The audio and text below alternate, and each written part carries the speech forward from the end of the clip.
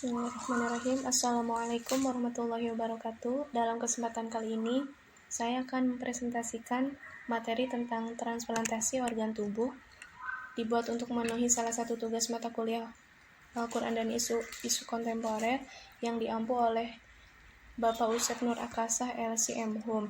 Dalam kesempatan ini ada beberapa pembahasan yang akan saya sampaikan. Yang pertama, mengenai pengertian transplantasi organ tubuh. Yang kedua, hukum dan pendapat ulama tentang transplantasi organ tubuh. Dan yang ketiga, mengenai ayat dan penafsiran tentang transplantasi organ tubuh. Langsung saja kepada pembahasan yang pertama mengenai pengertian transplantasi organ tubuh. Di sini, transplantasi atau pencangkokan ialah pemindahan organ tubuh dari orang sehat atau mayat yang organ tubuhnya mempunyai daya hidup dan sehat kepada tubuh orang lain yang memiliki organ tubuh yang tidak berfungsi lagi sehingga resipien atau penerima organ tubuh dapat bertahan hidup secara sehat.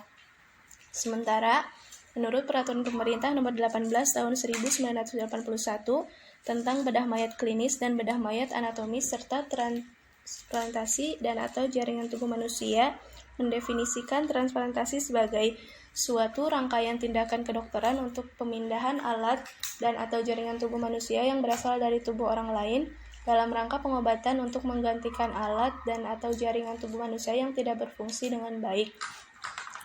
Adapun macam-macam transplantasi atau model donor organ tubuh terbagi menjadi 3, yaitu yang pertama, donor dalam keadaan hidup sehat. Model ini memerlukan seleksi yang cermat dan general check-up atau pemeriksaan kesehatan yang lengkap, baik terhadap donor maupun terhadap si penerima, demi menghindari kegagalan transplantasi yang disebabkan oleh penolakan tubuh penerima dan sekaligus mencegah resiko bagi donor. Yang kedua, donor dalam keadaan koma atau diduga kuat akan segera meninggal. Untuk model ini, pengambilan organ tubuh donor memerlukan alat kontrol dan penunjang kehidupan, misalnya dengan bantuan alat pernafasan khusus. Kemudian alat-alat penunjang kehidupan tersebut dicabut setelah selesai proses pengambilan organ tubuhnya. Yang ketiga, donor dalam keadaan mati. Para ahli medis menyatakan bahwa model transplantasi organ tubuh dari orang yang telah mati adalah model yang paling ideal, karena para dokter hanya menunggu kapan donor dianggap mati secara medis dan yuridis. Dalam kaitannya, para ahli medis menyatakan bahwa pengertian mati dalam syariat Islam maupun dalam dunia kedokteran perlu dipertegas. Tujuannya adalah agar organ tubuh donor dapat dimanfaatkan. Oleh sebab itu, perlu dibedakan antara mati secara klinis atau medis, secara yuridis, dan secara biologis. Penentuan kondisi mati ini diperlukan agar dokter yang akan melaksanakan transplantasi organ tubuh dari donor kepada resipien dapat bekerja dengan tenang dan tidak dituntut sebagai pelaku pembunuhan oleh keluarga donor. Kemudian mengenai syarat-syarat transplantasi organ tubuh, diantaranya yaitu yang pertama ada penerima organ yang berada dalam keadaan darurat yang mengancam dirinya setelah menempuh berbagai upaya pengobatan yang lama. Yang kedua, pencangkokan atau transplantasi tidak akan menimbulkan akibat atau komplikasi yang lebih gawat. Dan yang ketiga, telah disetujui oleh wali atau keluarga korban dengan niat untuk menolong bukan untuk memperjualbelikan.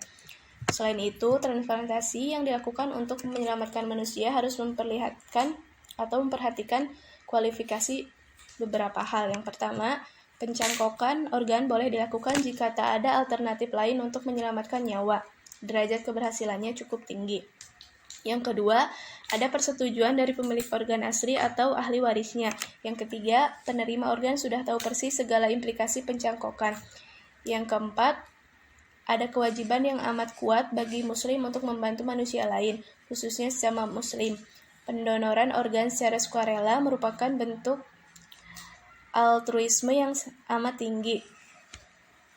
Tentu dengan anggapan bahwa si donor tak menerima uang untuk tindakannya dan karenanya dianjurkan. Yang kelima, ada persetujuan dari donor. Yang keenam, nyawa donor tak terancam dengan pengambilan organ dari tubuhnya. Dan yang ketujuh, pencangkokan yang akan dilakukan berpeluang berhasil amat tinggi. Kemudian, kepada pembahasan yang kedua, yakni mengenai hukum dan pendapat ulama tentang transplantasi organ tubuh. Dalam hal ini, ada 2 tipe transplantasi yang dikenal dalam dunia kedokteran, Yang pertama ada autotransplantasi, yaitu transplantasi di mana donor dan resipiennya satu individu. Dan yang kedua ada homotransplantasi, yaitu transplantasi di mana donor dan resipiennya dua individu yang berbeda, baik pendonornya masih hidup atau sudah mati. Nah, kedua tipe ini memiliki konsekuensi hukum yang berbeda di kalangan para pakar fikih kontemporer. Yang pertama, transplantasi organ tubuh dari satu individu atau autotransplantasi. Para pakar fikih kontemporer memperbolehkan melakukan autotransplantasi dengan syarat tidak membahayakan dan menurut perkiraan para ahli kedokteran akan lebih bermanfaat. Dengan demikian, mengambil sebagian daging orang sakit untuk ditransplantasikan di bagian lain dari tubuhnya sendiri karena tuntutan medis adalah dibolehkan. Adapun jika tujuannya hanya untuk mempercantik diri, para ulama tidak memperbolehkannya, kecuali jika ada dampak negatif secara psikologis bila tidak melakukannya, seperti melakukan perbaikan bibir sumbing dengan mengambil daging bagian paha atau bagian lainnya. Para pakar fikih tersebut menyandarkan pendapat mereka pada fikih mazhab Syafi'i dan mazhab Zaidiyah yang menyatakan bahwa seseorang boleh memotong sebagian anggota tubuhnya untuk dimakan dalam keadaan darurat demi kelangsungan hidupnya, dengan syarat bahwa bahaya pemotongan sebagian anggota tubuh ini lebih kecil daripada bahaya tidak memotong dan memakannya sama sekali. Yang kedua, transplantasi organ tubuh yang masih hidup kepada orang lain. Berdasarkan firman Allah dalam Quran Surat Al-Baqarah ayat 195 yang artinya, dan janganlah kamu jatuhkan diri sendiri ke dalam kebinasaan dengan tangan sendiri dan berbuat baiklah. Sungguh Allah menyukai orang-orang yang berbuat baik. Nah, berdasarkan ayat ini, sekelompok pakar fikih kontemporer menyatakan bahwa hukum transplantasi organ tubuh dari pendonor yang masih hidup kepada orang lain adalah tidak boleh, kecuali dalam keadaan darurat untuk pengobatan dan dengan batasan kadar kebutuhan yang diperlukan. Batasan kadar kebutuhan yang diperlukan itu adalah tidak menyebabkan kondisi kesehatan pendonor menjadi menurun atau melemah, apalagi sampai mengakibatkan kematian. Dengan kata lain, berdasarkan ayat di atas, pada dasarnya hukum asal transplantasi organ tubuh seseorang untuk orang lain adalah tidak boleh. Tetapi, apabila hal itu menjadi satu-satunya jalan untuk menyelamatkan orang lain yang sangat membutuhkan, asalkan pendonor maupun resipien tidak menghadapi risiko yang lebih buruk akibat transplantasi yang dilakukan, maka dalam hal ini diperbolehkan dengan syarat atas kerelaan dari orang yang mendonorkan organ tubuhnya dan bukan dengan tujuan komersial. Nah, transplantasi organ tubuh menurut Al-Qardawi adalah bahwa seorang muslim diperbolehkan mendonorkan organ tubuhnya ketika ia masih hidup, meskipun ada yang mengatakan bahwa diperbolehkannya seseorang mendonorkan sesuatu ialah apabila itu miliknya. Namun, Al-Qardawi berpendapat bahwa meskipun tubuh merupakan titipan dari Allah, manusia diberi wewenang untuk memanfaatkannya dengan mempergunakannya sebagai harta. Dan harta pada hakikatnya milik Allah sesuai dengan firman Allah yang artinya, dan berikanlah kepada mereka sebagian dari harta Allah yang dikaruniakannya kepadamu. Dalam Quran Surat An-Nur ayat 33.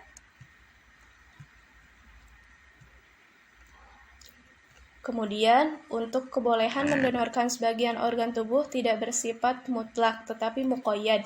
Dalam artian, kebolehan itu dengan beberapa persyaratan. Di antara syaratnya itu adalah yang pertama, tidak boleh mendonorkan sebagian organ tubuh yang justru akan menimbulkan bahaya dan kesengsaraan bagi dirinya atau bagi seseorang yang mempunyai hak tetap atas dirinya.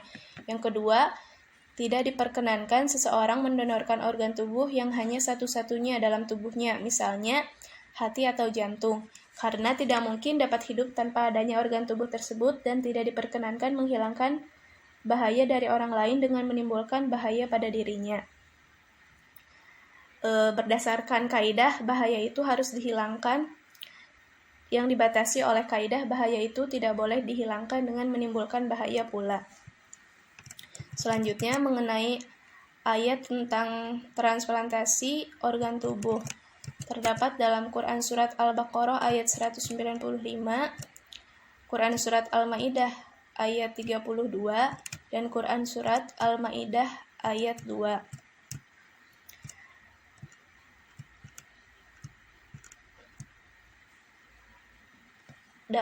Dalam hal ini, mayoritas ulama memperbolehkan transplantasi berdasarkan argumen berikut. Yang pertama, transplantasi yang bertujuan perbaikan.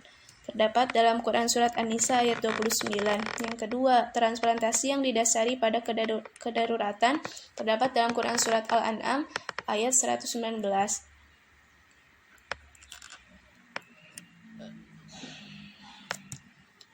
Kemudian sampai pada kesimpulan bahwa transplantasi organ merupakan teknik kemajuan terbaru dalam ilmu kedokteran modern.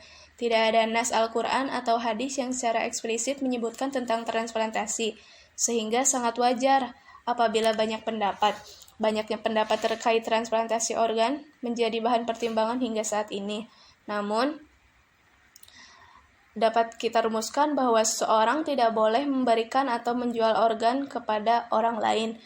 Penjelasannya yakni organ tubuh bukanlah hak milik. Maka dari itu, pengambilan dan transplantasi organ tubuh tanpa adanya alasan yang dibenarkan secara syar'i, hukumnya itu adalah haram. Diperbolehkan jika adanya ketentuan-ketentuan mendesak secara syar'i dan tidak adanya kemadaratan bagi pendonor. Ketentuan lainnya juga bukan merupakan organ vital yang mempengaruhi kehidupannya dan tidak ada upaya medis lain untuk menyembuhkannya, kecuali dengan transplantasi. Tidak diperbolehkan karena tubuh manusia adalah amanah yang menyebutkan manusia sebagai objek material dan menimbulkan madarat. Mungkin hanya itu yang dapat saya sampaikan, kurang dan lebihnya mohon maaf. Wassalamualaikum warahmatullahi wabarakatuh.